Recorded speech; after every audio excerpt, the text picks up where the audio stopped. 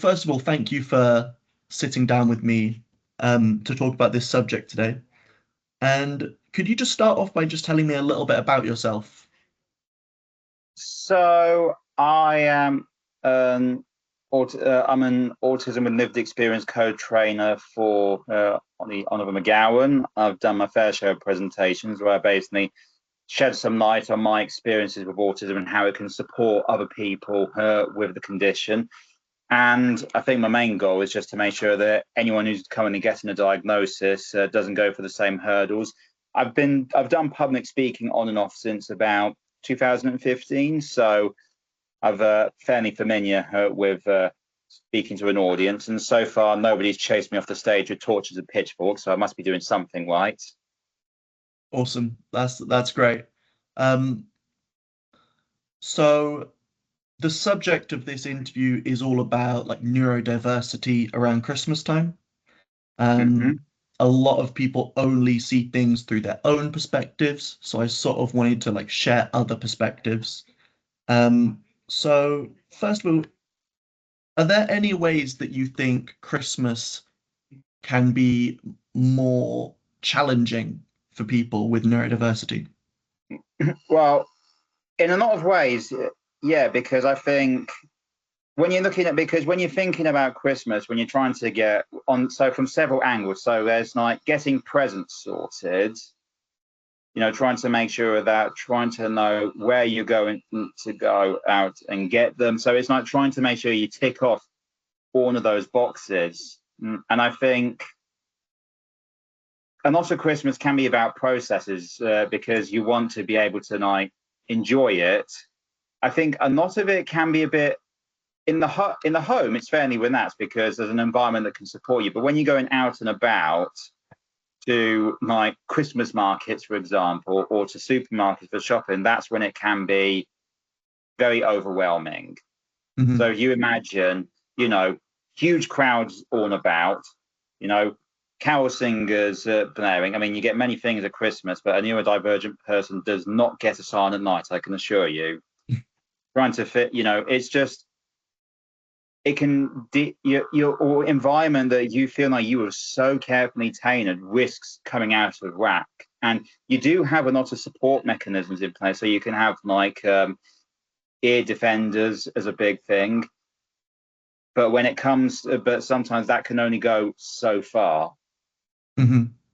Mm. Okay, yeah, that's really interesting. So a lot of sensory stuff, and Yeah. and you're talking about how you have support throughout the year and you have all these mechanisms throughout the year, but then the change of Mm. Christmas can be difficult. Mm.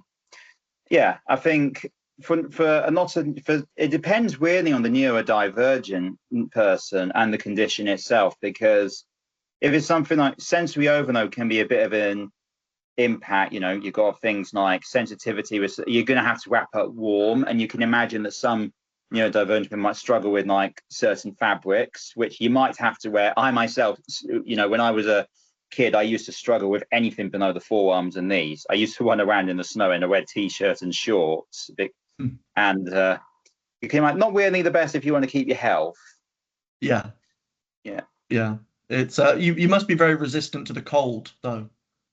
you do But build up a bit of a tolerance, but it does mean you do have to overcome a fair few discomforts. I think, yeah, I think it's where a lot of the time you can cope with it or not, because it's meant to be an enjoyable time. I think it's the more you know about what things are going to be happening, so the more you plan it in advance, the more likely you are that you feel that you can get around it, if you know what I mean. absolutely. Yeah, yeah, very well said.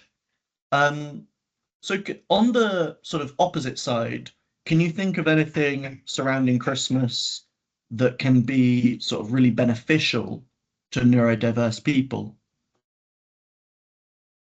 Well, I think they a lot of it is like a relaxing period. I think a lot of it is it comes to the end of the year. You can feel that sense of achievement. You can celebrate a lot of the good times. I think it's one of those times. I mean, the good thing about Christmas, and I think that's the same for anyone, is it's more of a time for you to just have a bit of fun, if you know what I mean.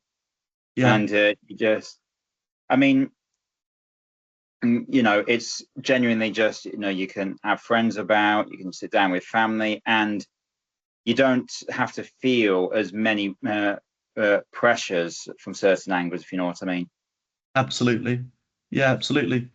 Um, I mean, from your own personal perspective, what are your like favorite and least favorite parts about Christmas? I think my favourite parts, well, actually, my favourite part and one of my least favourites are the same, and that's normally the snacking, because I'm very Right. big. You know, I'm very big on. I've got quite the sweet tooth, and Same. and Christmas is very much the time of indulgence, Mhm. but then you do have to pretty much pay the price for that in the new year. Yeah, Yeah, so that's the winter warmer. You know, you gotta put on a little bit of blubber for the winter. exactly. I think one thing I do like is meeting up with friends. So sometimes one thing I've done is meet up with some friends from university, like out them over, and just see in the new year together. I think it's that kind of celebration where everybody can come together, and I think Christmas, in some ways, it does encourage you more to be social because it's more an event, but but it's more of an enjoyable thing, if you know what I mean. Absolutely. Yeah, I think that's very well articulated. I guess my final question would just be, do you have sort of any more like thoughts or opinions about neurodiversity over Christmas, or even just about Christmas in general? For Um, example, businesses being closed is, can be an issue. yeah, it can be very. I think one of the problems there is when you're dependent on certain places for day to day, it can be a bit. I think when you're looking at functioning over there, I mean, not every, you know, you do have to pretty much cut your cloth accordingly. You can't be open all the time, and I think Mm, some of the difficulties there. Um, well, you can imagine, you know, when people need to get out and about and everything. I think you have to. I've previously had cases where I need to go out and do certain things. I've had to limit what I can do, so I've had to choose my places accordingly, if you know what I mean. yeah, absolutely. Okay. Um, well, this is, all very well said.